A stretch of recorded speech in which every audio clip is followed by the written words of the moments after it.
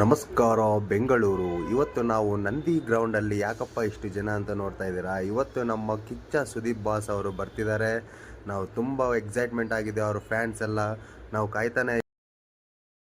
ನಾವು ಒಳಗಡೆ ಎಂಟ್ರಿ ಕೊಡ್ತಿದ್ದಂಗ್ಲೇನೆ ಕಿಚ್ಚ ಕಿಚ್ಚ ನಮ್ಮ ಬಾಸ್ ಕಿಚ್ಚಗೆ ನಮ್ಮ ಬಾಸ್ ಕಿಚ್ಚಗೆ ನಮ್ಮ ಬಾಸ್ ಕಿಚ್ಚಗೆ ನಮ್ಮ ಬಾಸ್ ಕಿಚ್ಚಗೆ ಕಿಚ್ಚ ಕಿಚ್ಚ ಕಿಚ್ಚ ಕಿಚ್ಚ ಕಿಚ್ಚ ಕಿಚ್ಚ ಕಿಚ್ಚ ಕಿಚ್ಚ ಕಿಚ್ಚ ಕಿಚ್ಚ ಯಾವುದೋ ವಿಚಾರಕ್ಕೆ ಕಳ್ಕೊಳ್ಳುವಂತ ಆಸ್ತಿ ಅಲ್ಲ ಇದು.